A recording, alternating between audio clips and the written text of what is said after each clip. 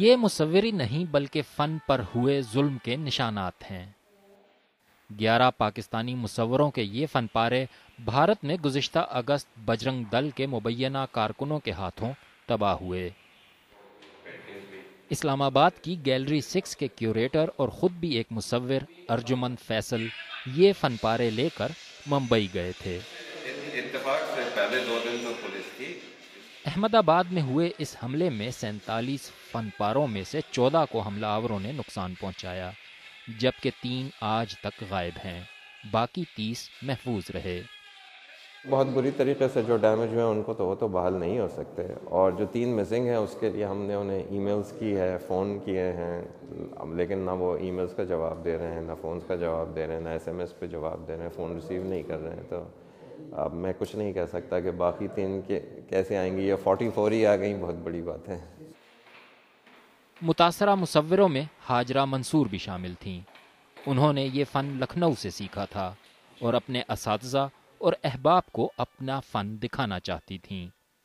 اتنی قیمتی پینٹنگ تھی، اب ظاہر ہے کہ یہ ہمارے لیے ایک یادگار رہ گئی ہے، بس اب اس کی کیا قیمت رہ گئی، اور یہ ہے کہ بڑا افسوس ہوا کہ اس قسم کے لوگ بھی ہیں۔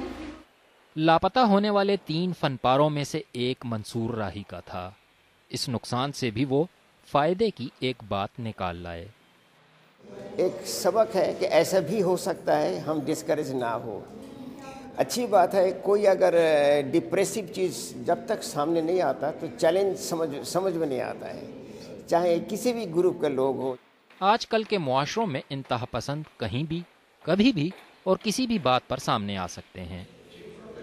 اس پینٹنگ کی یہ دراڑ یہ ظاہر کرتی ہے کہ دنیا بھر میں آج بھی معاشروں کو جو سب سے بڑا چیلنج درپیش ہے وہ ایسے انتہا پسندوں کا ہے، جو ہر معاشرے میں دراڑ ڈالنا چاہ رہے ہیں، جو چاہ رہے ہیں کہ فن اور فنون لطیفہ کا فروغ اس طرح نہ ہو جس طرح ہونا چاہیے، یعنی جو ممالک اور معاشروں کو قریب لائے۔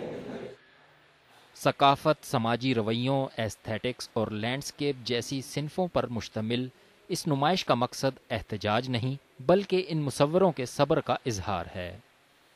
ہارون رشید، BBC نیوز، اسلام آباد۔